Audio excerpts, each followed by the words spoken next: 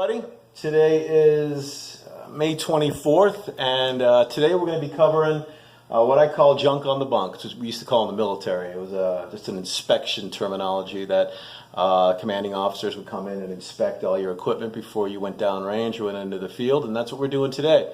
I want to talk about what I'll be carrying on my back for the Pacific Crest Trail hike, the event portion of Operation Awakening. And before I get started, please make your donation. Today we're standing at 23%. Sure would like to be a lot higher. I'd like to be closer to 30% if possible before I leave, but I need you folks to do what you can and help me get that number up. And our launch date for the event to take off will be June 15th. And I think essentially I'm going to start off around the 12th a little earlier because I have to hike almost 40 miles just to start the trek itself, so it's going to take a little bit of time to get there. I'll have to go from Mazama up to Hart Pass, and then Hart Pass you link in with the PCT, go north, touch the post, and then head on back. So what I'll be carrying here is really down to bare bones of what I need. There are a couple of items that I brought with me that the average ultralight hiker wouldn't carry because of the weight, but because of the winter conditions that I'm going to be facing in the Northern Cascades and the Sierra when I get there, I'd rather have it and not need it than need it and not have it. You'll be hearing me say that a lot during the hike. So the first item that I want to cover is my pack. This here is the Osprey Atomos 65 AG. It's 65 cubic liters. It's a great pack, deep single cell pack. It's got a hood on the top with 2 pockets. What I love about the Osprey the most, I think, and I've been training with it and I've been using it for all my climbing endeavors, is, excuse my leg, is how it breathes and how it carries on your back. This pack actually becomes an extension of the backpacker's body. It's amazing. After about a couple of hours, I mean, it sounds strange, but I don't even feel like it's on my back. You can see the mesh netting in the back here. It keeps the weight and the pack actually off your back, so it allows that back to breathe so your back doesn't get all sweaty and nasty and uncomfortable. People forget that when you're doing kind of a continental endurance event like my bike ride, the key is to stay comfortable. Feet get uncomfortable, change your socks. You get too hot and sweaty, take a rest, drink some water, get some food, change your clothes, get back out, knock some more miles out. So I want really comfort, and that's what I think the Osprey Atomos 65 affords me. So a couple things you're going to see here that you won't see on the average PCT hiker's list is right down here. These here, as you've heard me talk about, are my snowshoes, my snow travel devices.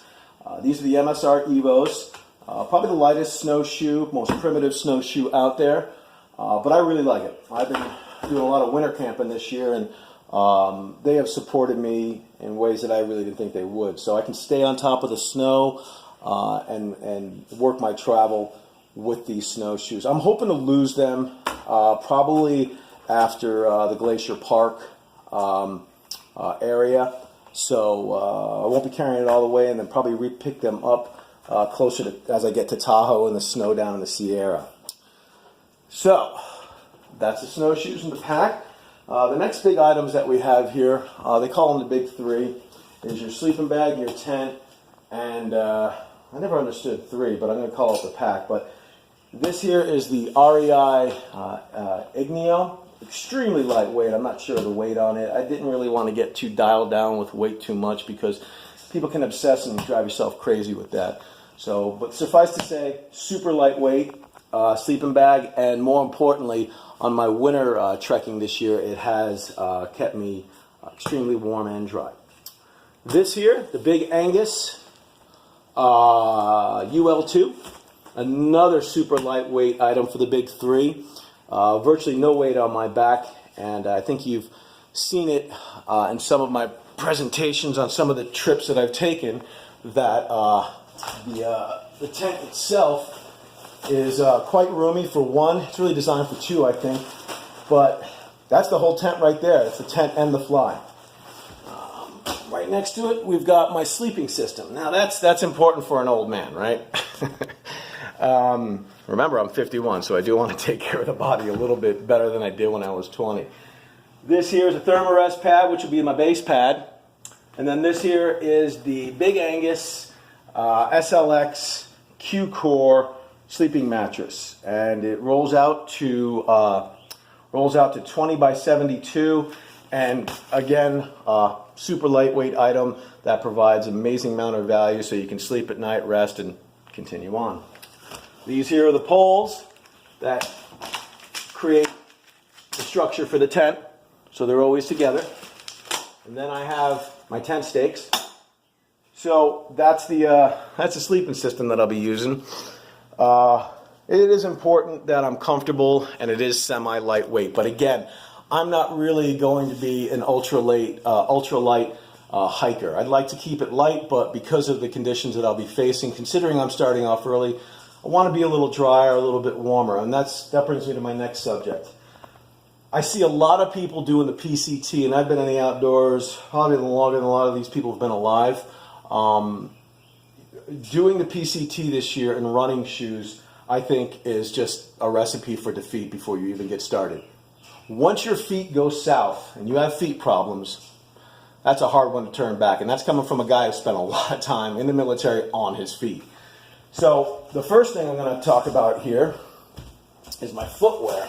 So I've got two forms of footwear here. I've got my core hikers, which I'm calling them. These are the Salomon GTXs. You heard me talk about it before. I love these boots, super supportive. What I've done with the boot itself is, I'm not sure if you can see it, they're kind of hard to take out, but if you look in there,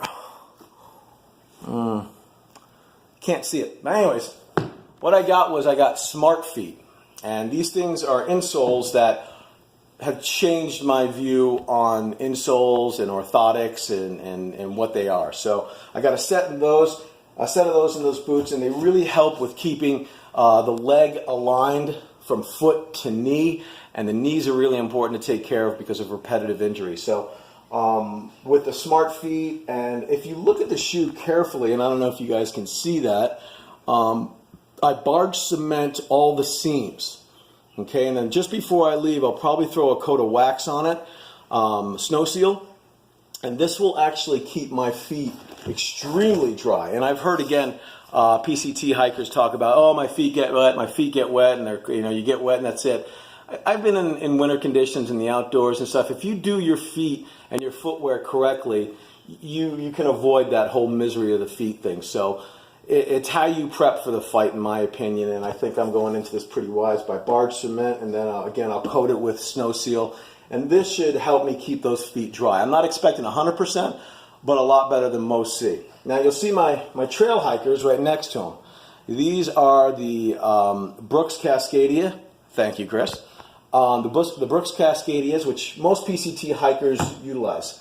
On the trail when they come out of their boots. That's if they even come out of their boots. Most do stay with their trail hiker, their sneakers instead of boots. And again, I think from the start here, and even in the Sierra, you're going to want boots this year, but I'll probably swap these out, and with these I'll probably bounce box these once I get out of the snow, put these on. Bounce box these to Tahoe or to wherever I might need them based on the intel coming up from the trail from the southbounder or the northbounders. Since I'm going south, I got a lot of my intel coming up north. So anyways, next couple of items here that we've got. I've got my Gore-Tex jacket, which Columbia, Anthony, thank you very much, has supplied me. That's my rain gear, my rain jacket. Now I got a pair of rain pants here, but I'm not sure I'm going to bring them. This might be one of those cases where I kind of suffer through, and because these things get kind of heavy, and I will agree with past PCT hikers that once you get wet, you're wet. In terms of pants, you're going to get wet, so do the best you can. I might just wear my pants with kind of a base layer underneath them to keep me warm. Obviously, I got a change of socks right here, and I got different types of socks for depending on the condition. So I've got my my woolies, and I got two pairs of compression socks that I'll be using. I love these things. Again, helps with the whole footwear between the boot, the super feet, which the Smart Feet. God, I really wish I could show, but the light's not coming up there. But you can see they're the green ones. and compression socks with the wools. I'm really hoping to put a fight up against the moisture and the crappy conditions. Once I go to my day hikers or my sneakers, I'll probably go to these socks here, and everybody swears by these socks. These are the tough socks, the darn tough socks that all PCT hikers swear by, and I got to agree. I've tested them, and they're pretty tough. So let's see what else. Let's talk about cooking here. So what I've got laid out here is 7 days of food right here. This is basically from one checkpoint to the next. The longest legs that I'll have to face is about 7 days.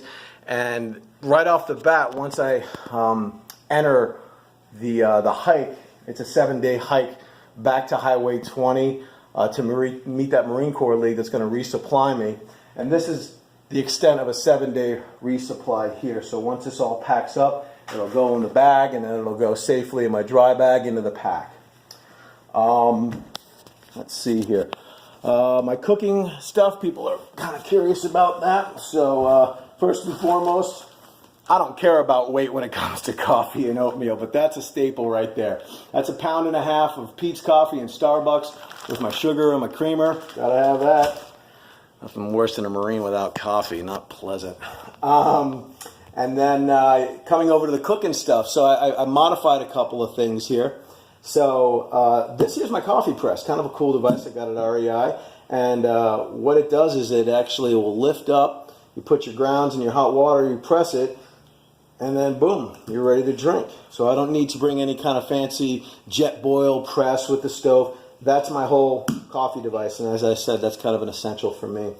Here's my kind of frying pan plate with all my my spoons and forks, and I'm probably going to get rid of my jet boil stuff and just go with the red and the green. I got my pot grip so I don't burn my hands. Sunblock, obviously. Probably wondering what that is. That there is my secret weapon. And Chris, thank you. This here helps with reducing swelling, specifically joint pain and stuff like that. So I'm going to bring a couple tubes of that. So at night, if things get painful, which I'm sure they will, I'll have that to put onto my knees. GPS device. I got the Garmin CS, which has actually the PCT maps loaded onto it, and you buy a chip or you can download it and put that on there. And in terms of winter travel where there won't be any trail whatsoever, I can use this, bring up my map, look at the map, see where I'm at, and it'll say, hey, you're off route by 100 yards or you're on the money, keep moving forward. That's what I like about this, that no matter what the blowdowns are on the trail, how much snow I face, I still got my Garmin to bring up and go, yep, you're on route, keep moving forward, or you're lost, you need to change direction, go north, south, east, or west. So the Garmin CS, I love it. This here, as you've heard me talk about on my blog, is my spot tracker. And the spot tracker is what sends out that signal for everybody to be able to ping and see me and know exactly where I'm at and follow my progress. So that's a spot tracker. Fuel bottles, whiskey cup. I didn't say whiskey cup, did I? Yeah, whiskey cup. But it's just a cup that, you know, if I want to have something to drink, I ain't got to drink out of my coffee cup. But we'll see how that goes. I got my trekking poles right here, which are really nice. They collapse. And these trekking poles, I tell you, trekking poles, the sticks themselves, I used to make fun of them, and people say, you know, oh, Tim, you're using sticks, you must be getting old. Yeah, well, no kidding, huh? Young or old, I think that if you don't hike with sticks and you do these kind of long endurance hikes, you're just, you know, adding complications to yourself where not needed. These sticks here, they take the load off your upper body, which translates to no load on the knees and the lower extremities. It helps with rhythm and cadence. I won't go anywhere without the sticks. So the water hydration system that I have here is right here. So I went with the Sawyer system, so I don't have to carry a heavy water purifier with me. It's not heavy, but you know, reduce it by a couple of ounces by throwing this in my inline on my hose, which goes to my water bladder. Kind of slick, huh? So all I got to do is stop at the stream, and I've resupplied some nasty streams during the bike ride. And water purification systems, unless you like being in pain of giardia, these things are a must. So I've got that connected right to the 72 ounce or 72 liter bag that I'll be carrying on my back. So I can just basically stop, get into the creek, fill the bag, and now we're basically ready for clean water supply. All right, that's my water purification system. I got gaiters. Gaiters probably just for the winter phase, you know, just to get through the snow and the unfortunate post holing that I'm going to have to encounter. So again, I'd rather have them and not need them than need them and not have them. A couple of other things here. Let's see. Oh, dry bags. Dry bags are important. People kind of overlook these things. I like them, but I also will be wearing a rain cover. So this is the Sea to Summit 35 liter, which is my main bag to put everything in. This here is to house, the 13 liter is to house my sleeping bag and anything I really need to keep dry. Nothing that will never come out of the bag until I'm set up at camp. Everything that is, you know, this here holds that. This gets wet, not happy. So got me some dry bags, compression bag for my sleeping bag to make it tiny. Also over there you'll see my headlamp, extra set of batteries. I'll be wearing a belt because I just kind of old school, always have to have a belt. I think that's about it. Yeah. So anyways, I just wanted to give everybody a concept of what I'll be using during the hike, and that's really kind of it. So please make your donation today. We're at 23%. Love to see it come up to about 30% if possible. But please make your donation today. So once I step off by the 15th, we're closer to about 35%. It'd be really nice to be at 40%, but I know everybody's doing what they can, and we all got tough times and families to provide for, but always remember that those men and women who go down range for us, they do it unconditionally, and they do it with no excuses, and you know, we should be making those donations and those contributions accordingly.